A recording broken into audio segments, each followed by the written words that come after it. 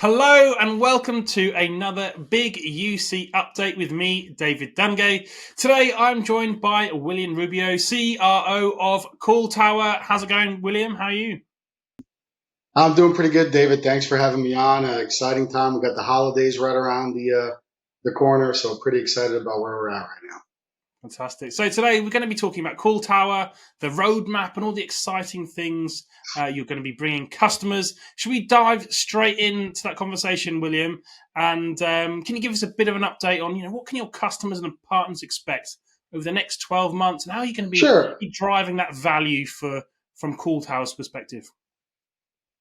It's a really exciting time, David, to be in our industry right now, just because of the simple fact of what AI and machine learning has really started to bring more to the table. It's been around for a while, right? But it's kind of gotten somewhat accelerated here in the last few years. But what we've seen is that the demand of our existing customers and the demand of our partners and even new customers, it really revolves around several different things. First and foremost, it revolves around territory expansion. Right, we're currently right now in about 75 to 80 countries that we can provide services in.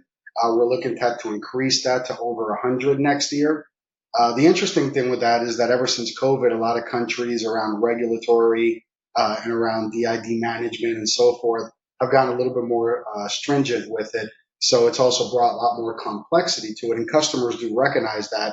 So we do a lot of that heavy lifting for customers, and we just want to continue to expand that overall on a global level. So the fact that we have our data centers over in Asia Pac and EMEA, over in LATAM, and obviously in North America, I just think it really helps kind of solidify who we are in the marketplace to our customers, and how we're going to continue to expand and make sure that we can reach our customers and their locations and their end users in some of those more challenging places than ever before overall. So that's definitely one thing that we're looking forward to in 2024. I'm pretty excited about it because it really is a major differentiator for us to be able to provide different UCaaS platforms such as Microsoft, Zoom, Cisco WebEx, our own SIP solution, so we can plug into a lot of premise-based type of platforms and really just go ahead and provide that full end-to-end solution to our customers overall. In addition to that, which I'm really excited about this, is we're going to continue to really enhance what we call our analytics and our call recording, which really kind of ties into kind of your conversation intelligence overall. I think when you start to look at machine learning and AI and even natural language processing, what it really does is it just helps a lot of users like extract more insight from their audio than they ever thought before. I mean, you can really capture a lot with the audio if you have the right tools to go ahead and capture that. So I think that it can capture the intelligence. It could basically look at scaling solutions, and it's going to really help us really just continue to differentiate, ourselves from competitors, but really just help our customers, which is first and foremost most important, to really differentiate themselves in their specific industries so that they could continue to grow their organizations on a month-to-month basis as well. So we're seeing a lot of analytics companies and products and tools come to market right now. And what's making Call Towers offering really stand out right now? Why should customers really consider you for extracting those deeper insights out of particularly voice like you mentioned there? Yeah, I think for us, it's really the fact that we do try to provide a full turnkey solution to our customers that is really about giving a customer a solution. And a lot of competitors and a lot of people say that and so forth. But for us, it really is that, right? I mean, you walk into us and when we're doing discovery with you, it's what's going to be the right UCaaS platform for you. What's going to be the right CCaaS platform for you. It could be a combination of two or three, depending on where you're at in your stage of migration, whether everyone's going to the cloud in your organization, or whether it's that you need to just connect into a prem base because you have a new office or an existing office through an acquisition, or you need to turn down an office. So I think when you really start to look at those different types of things, that's really a big differentiator for our customers overall. And even when you start to look at different things like conversational AI and intelligence and machine learning overall, I think when you start looking at that and what it really does for us and really what it does for customers. Customers don't want to switch, right? They really don't want to go to another provider and go through the whole vetting process and vendor management and so forth. And when you even look from a service provider standpoint like us, it's a lot easier and much more successful to retain those customers overall, because obviously it's going to continue to help increase our revenue, which is always a goal.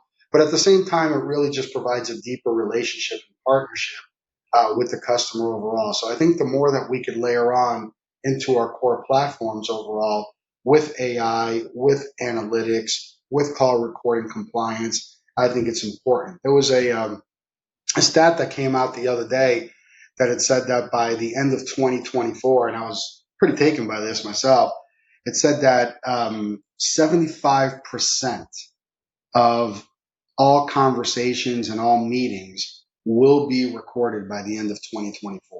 And it's not that people are trying to record them to try to get people in trouble or anything like that, but it really is just to really drive the fact that if you're in sales, you can go back to the recording and make sure you didn't miss anything. If you're a customer, same type of thing. You can go back to the recording and you can listen to it and say, "Oh, we forgot to talk about this," or "I really, didn't understand that."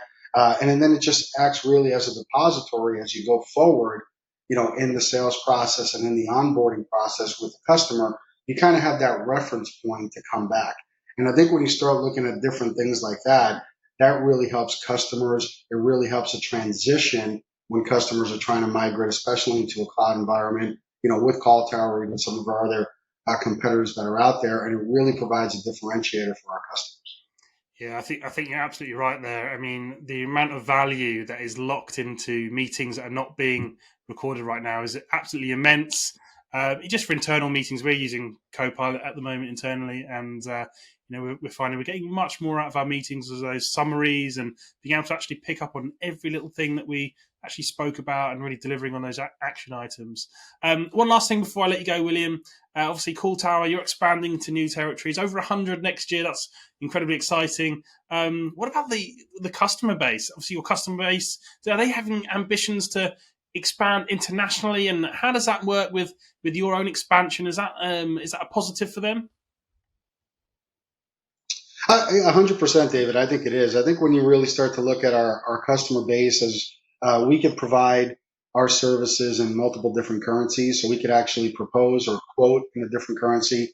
We could actually receive payment in a different currency. We could pay our partners in a different currency. So we really do that pretty much from end to end. I think when you look at that and the fact that we have customers pretty much in about 70 countries today, some are offsets of global multinational organizations, but others are standalone organizations that are just looking for our services in countries like Japan or Australia or Vietnam or even Brazil that we could provide it. I think when they start looking at who do I want to partner with and who do I want to go to market with, knowing that I'm trying to grow my business, it's really important to know that you're going to work with a service provider that's going to be there for you. And if we don't have the country, we're going to definitely try to partner with somebody to go ahead and get it. So I think that when they're doing their growth plans, the fact that they have somebody who's a trusted service provider that can get them there, I think that that's part of the equation overall. Again, I can't stress it enough that it really is about driving a solution for a customer instead of just trying to push a product. And we really